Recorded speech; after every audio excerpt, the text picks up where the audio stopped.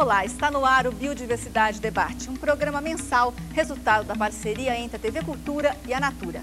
Hoje nós vamos discutir sobre a importância das terras indígenas para a conservação da diversidade biológica e do saber tradicional do Brasil.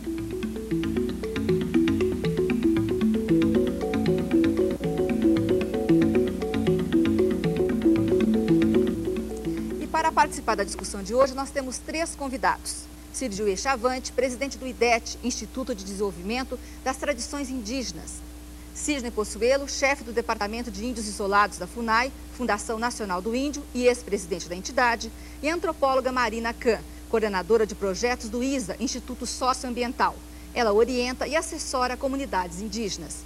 E o jornalista debatedor, Washington Novaes, supervisor-geral do Repórter Eco e consultor de meio ambiente da TV Cultura.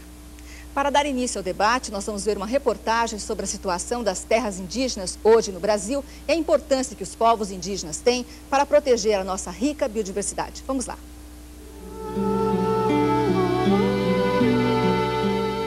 Quando os colonizadores chegaram à terra, que hoje se chama Brasil, de 1 a 8 milhões de pessoas viviam aqui. E embora soubessem que não aportaram na Índia, denominaram índios esses seres humanos. Começava aí um ciclo brutal de desrespeito. Desde a chegada dos europeus, em 1500, quando aqui existiam, estima-se, cerca de 1.100 etnias e um controle do território nacional, esses índios foram sendo empurrados, dizimados, e de tal maneira que já no final do século XIX, começo do século XX, de fato, eles haviam perdido boa parte das suas terras e perdido as suas vidas. Muito tempo se passou até que os índios tivessem o direito à terra reconhecido. No Brasil Império e mesmo no século XX, quando o governo iniciou a ocupação da Amazônia, vários grupos foram transferidos para um mesmo local para liberar áreas para o crescimento econômico. Só no fim do século XIX começou a surgir nas constituições a ideia de que era preciso dar aos índios o direito de usufruto permanente das terras ocupadas por eles. Com a vinda do Estatuto do Índio de 1973, foi que se configurou pela primeira vez no diploma legal o conceito de área indígena. E esse conceito foi aperfeiçoado depois na Constituição de 1988. A partir da Constituição de 1988, que pela primeira vez tem um capítulo inteiro sobre os direitos indígenas e dá de novo uma ênfase muito grande à questão dos direitos originários com relação à terra, o reconhecimento desse direito pelo Estado brasileiro avançou muito depois da Constituição de 88. De tal maneira que hoje no Brasil 12% do território nacional, da extensão do território nacional, é reconhecido aos índios. Esses 12% equivalem a cerca de 104 milhões de hectares. O percentual inclui todas as terras indígenas em processo de reconhecimento, em diferentes graus. Algumas estão apenas identificadas. Cerca de 60% estão registradas, o que significa que passaram pela identificação, pela demarcação e pela homologação também. Os índios representam de 0,2% a 0,4% da população brasileira. Segundo a FUNAI, existem 586 terras indígenas para abrigar cerca de 220 etnias, em quase todos os estados. Piauí e Rio Grande do Norte não têm. Há muito por fazer ainda. Por quê? Em parte porque os grupos do Nordeste, Leste, Sudeste e Sul do Brasil que estão confinados em micro-áreas, né, via de regra não conseguem se reproduzir culturalmente e socialmente nessas áreas. Portanto, eles estão tendo que romper o confinamento. Por isso, muitos pedidos de revisão de demarcação, ou em alguns casos, como no Mato Grosso do Sul, onde os índios tentam retomar áreas perdidas, porque não conseguem sobreviver em situação de confinamento.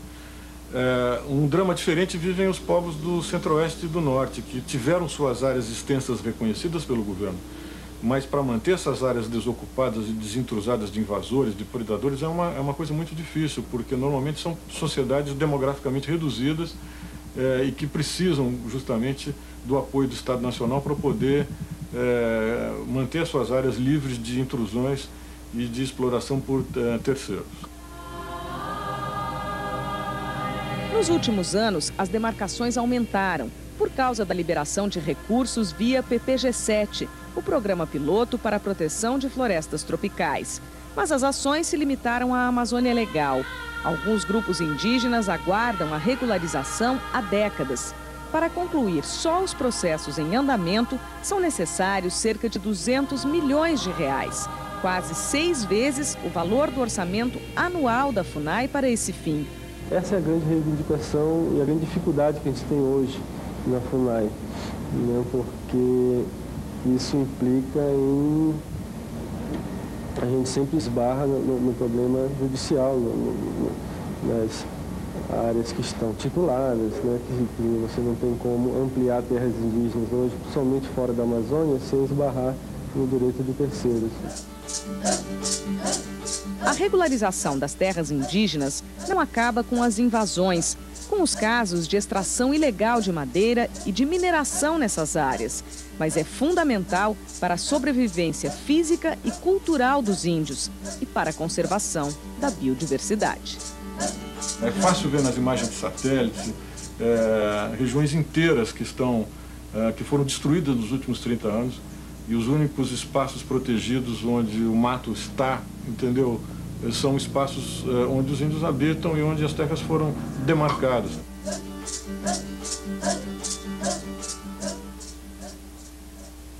Bom, vamos iniciar o debate. Eu gostaria que o Sidney Pozuelo pudesse colocar para a gente qual é a visão que ele tem em relação à questão da proteção da biodiversidade e as terras indígenas. Qual o papel que as terras indígenas têm hoje em relação a isso? Bom, em primeiro lugar, eu poderia dizer que a biodiversidade é algo que eles já praticavam naturalmente. Na medida em que, na época da descoberta, que você tinha milhões de índios aqui, é a época que a natureza está mais intacta. Então, eles sabiam manejar muito bem essa questão. Para nós, hoje, nos tempos atuais, modernos, eu diria que a questão é muito importante na medida em que, fora dessas terras indígenas, fora das áreas que são demarcadas, fora das áreas do IBAMA, né, áreas de conservação, tudo mais nós estamos destruindo. Então, as terras indígenas, penso eu, hoje, elas adquirem um status muito maior na biodiversidade, na preservação e, evidentemente, teria que contar com a participação dos próprios indígenas dos tempos atuais. Já não me refiro daqueles homens de antigamente que naturalmente protegiam a biodiversidade. Na medida em que eles vão se transformando vagarosamente naquilo que nós somos, que é esse o problema, é isso que acontece, essa interação produz isso, né? Vai cada vez ficando também conflituosa a questão das terras indígenas na sua própria proteção. Agora, se a biodiversidade é tão importante para a nossa cultura, para a cultura dos brancos, nós sabemos que vamos precisar dela para novos alimentos, novos medicamentos, novos materiais, os serviços naturais, por que o poder político no Brasil não consegue dar mais importância a isso? Por que não destina recursos? Foi dito aí, quer dizer, para demarcar as novas áreas precisa de 200 milhões e isso é 6 ou 7 vezes o orçamento anual da FUNAI. Ou seja, falta uma vontade política. Então, não se tem esta visão no poder no Brasil? Eu acho, Washington, que a questão está quando dentro da nossa sociedade um problema econômico e um outro problema de fundo, vamos dizer, ético, moral, vamos dizer, conservacionista, essa coisa toda, se chocam, se enfrentam, eu acho que quem ganha sempre é o econômico. O humus econômico está sempre na vanguarda de todas as coisas. Até naquilo que nós buscamos fazer em biodiversidade, nós temos que provar que é mais útil o rio não poluído, a árvore em pé. Se conseguir provar que a árvore em pé é melhor, ela fica. Se não, economicamente eu estou me referindo, se não você corta a árvore, porque economicamente é melhor, ela dá mais dinheiro cortar. Mas já foi diferente. Quando você foi presidente da FUNAI, você foi 2 anos presidente da FUNAI. Você não só demarcou de novo a área Yanomami, que tinha sido retalhada, que é a maior área demarcada no Brasil, e retirou de lá os invasores, os garimpeiros, que tinham sido permitidos por um ex-presidente da FUNAI, como você conseguiu promover uma forte demarcação de áreas na sua gestão, não foi?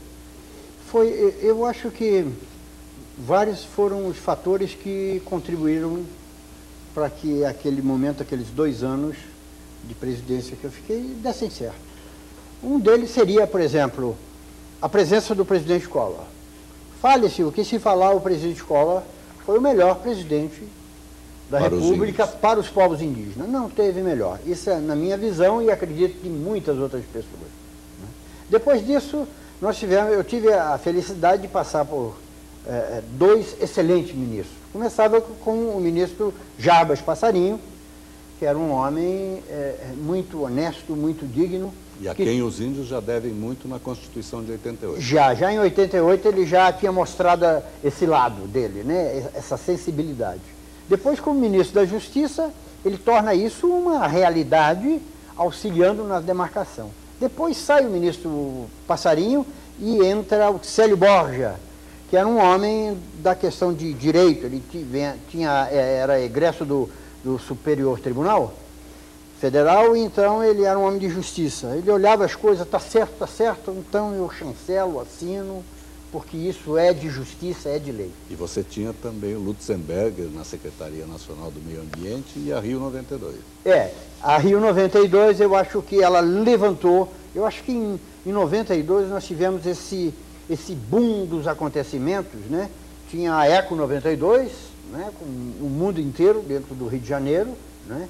E aquilo eu acho que foi um start, um início muito importante para essa questão, e pudemos então caminhar e melhorar um pouco a questão de terras indígenas. Eu gostaria de passar agora para o Ciridio para que ele falasse um pouco da visão que o índio tem em relação a essa questão da biodiversidade. Só lembrando dessas citações dos homens mais importantes, também o que contribuiu muito a essa defesa na questão da gente, o Severo Gomes. Então, o Severo Gomes que defendeu esse raciocínio da gente, sempre lutando lá na Constituição, né? Então, assim, isso para nós também, o Severo foi um homem muito importante, que teve essa participação da influência dos seus colegas, né? E sobre essa importância do território, só nós carregamos esse DNA do conhecimento tradicional, porque assim, ainda manejamos, ainda entendemos, ainda respeitamos, né? Mesmo a gente tendo essa nossa terra em ilha, sabe? Então, assim, cada povo tem sua memória de conhecimento, que eu posso sentir a chapéu, né? O povo Guarani são os maiores conhecedores de Mata Atlântica, né? Como o meu povo são os maiores conhecedores do Cerrado e do norte do Brasil, né? Que é a floresta tropical, né? Cada povo tem seus domínios.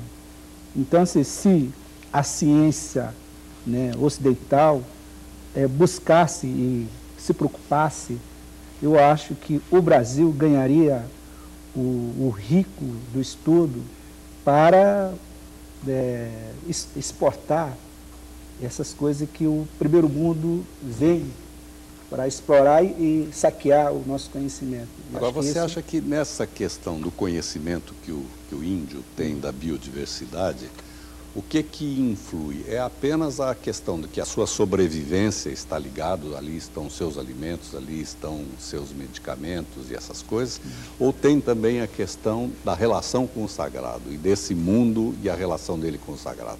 Tem uma coisa que a gente ganha desde lá do rito de passagem, assim, nós mantemos o espírito da criação. Então, assim, todos nós fizemos cerimônia para pesca, todos nós fizemos cerimônia para caça. Então, assim, essa permissão, né, a gente tem essa linguagem. Tudo tem um espírito ligado. Todos. Entendeu? Então, assim, como o Cidinho falou assim, tem uma árvore que ele é essencial. Então, assim, tem um povo que vem debaixo do rio, que são os maiores conhecidos do Rio Doce, espírito, né, da linguagem, o povo Carajá, né? Tem um povo que veio da mandioca, né, que veio a origem dele. Então, todos nós viemos de certos elementos, o homem e a natureza está sempre junto, né? Então, assim, tem explicação sim. Só falta a preocupação do Ocidente conhece o nosso mundo. Só quando o nosso mundo, só do outro lado se preocupar, as pessoas vão respeitar a gente.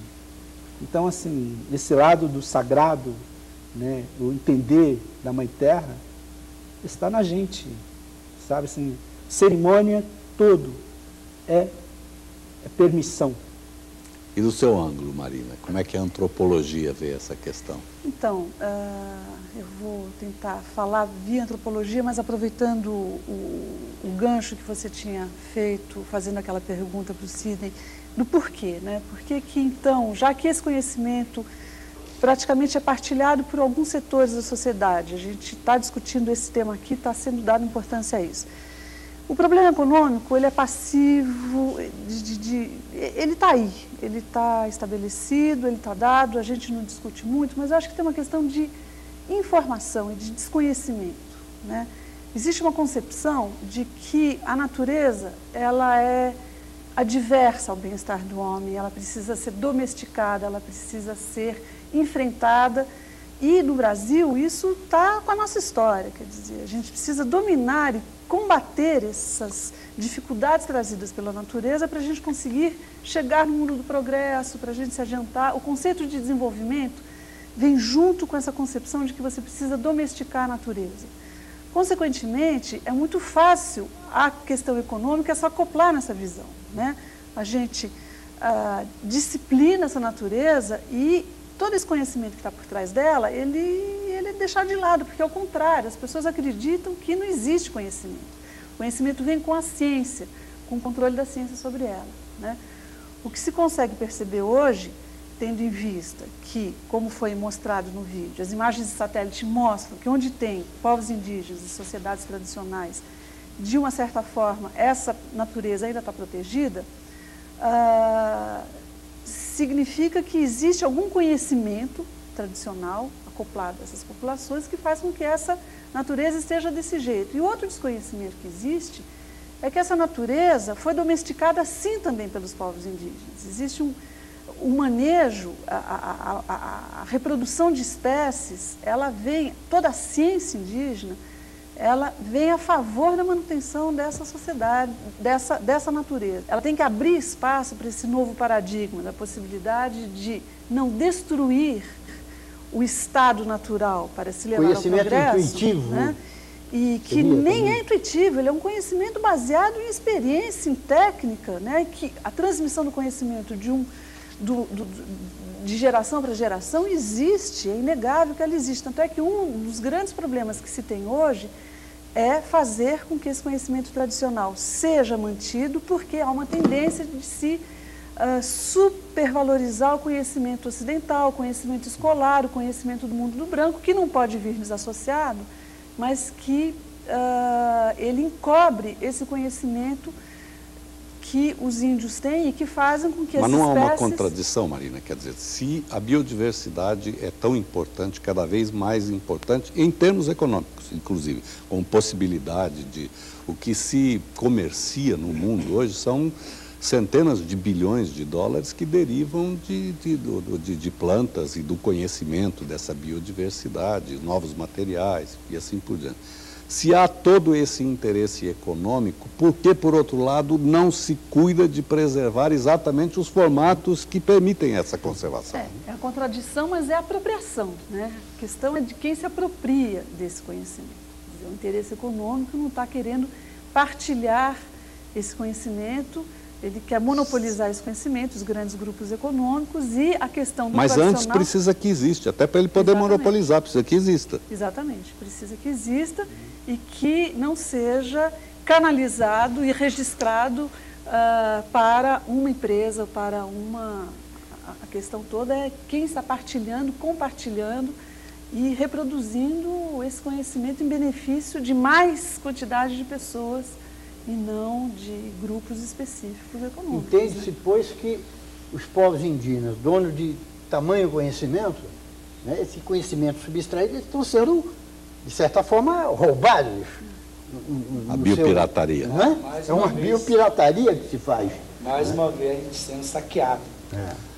Agora na Conferência da África do Sul, se aprovou em relação à biodiversidade a decisão de que é preciso criar um sistema internacional de reconhecimento desses direitos das populações tradicionais e da partilha dos benefícios. Só que isso exigirá a negociação de um protocolo adicional à Convenção da Biodiversidade, como o protocolo de Kyoto é em relação às mudanças climáticas, e isso certamente vai levar anos. Bom, nós vamos ter que fazer um pequeno intervalo, Biodiversidade Debate volta daqui a pouco. Hoje nós estamos tratando da importância das terras indígenas para a conservação da diversidade biológica e do saber tradicional. Até já!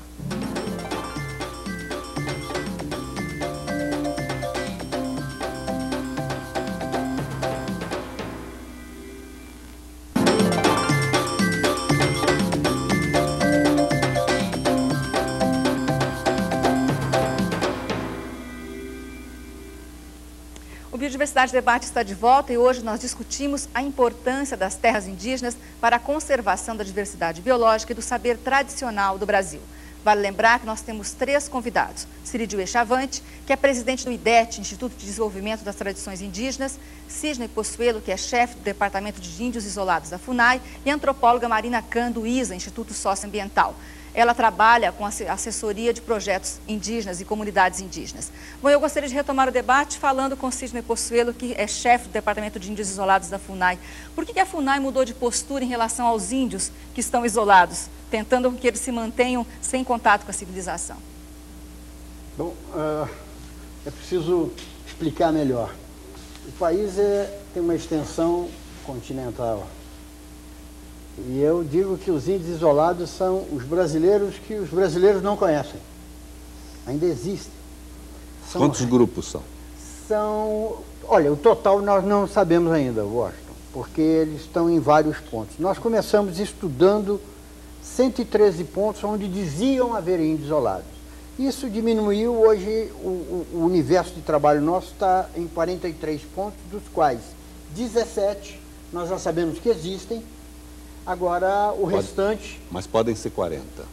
Podem ser 40. É possível que não chegue a tanto, mas 17 já está garantido. Pelo menos, acho que mais uns 12 é capaz de nós descobrirmos ainda. E por que vocês querem mantê-los isolados? Bom, a ideia, isso nasceu de uma proposta que eu vinha fazendo há muito tempo, há muitos anos. Isso nasceu da seguinte coisa, eu tive a oportunidade de fazer 8 contatos, década de 70 e 80, com vários povos indígenas. Não só por esse tipo de trabalho, mas também por uma visão da história, de tudo que acontecia com eles. O índio não só foi morto no país pelo arcabuz, pela arma, etc.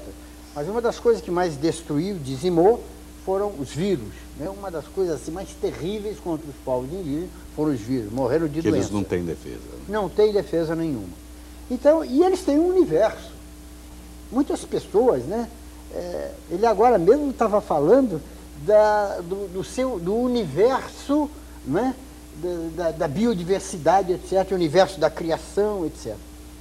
Cada povo desse tem a forma com que ele explica por que ele está no mundo, quem criou, o que ele está fazendo. Não é um bando de vândalos selvagens que andam depredando e matando por aí fora. São povos estruturados, que têm uma história, que têm uma língua, né? E você olha esses povos, você vê que, de repente, quando a nossa civilização, ela é extremamente... Bom, ela é conquistadora. Primeiro, se você não abre as portas, ela arromba a porta da tua casa, né? Então, ela chega com violência. É uma coisa que chega com violência, essa civilização. E o primeiro direito deles é eles serem quem eles são. O primeiro direito do povo indígena, que está isolado, é que nós, que estamos de fora, respeitemos o fato dele estar isolado, respeitar essa diversidade, essa diferença, a diferença de estar no mundo, de ser feliz, sem usar roupa, de fazer a sua casinha de palha, né, fazer o seu tapirizinho. Mas me explica uma coisa, Sidney. Quer dizer, o índio não tem direito de escolha, o branco chega. né? Chega como jornalista, antropólogo, missionário, chega como militar, chega como missionário, madeireiro, garimpeiro, chega de todas as formas. E quando se dá esse encontro, além de todos esses males que você mencionou, acontece inevitavelmente uma coisa, é que o índio passa a querer coisas da nossa tecnologia. O machado de ferro, a panela de alumínio, o cobertor, o fósforo. Agora, cada uma dessas coisas modifica a sua cultura, né?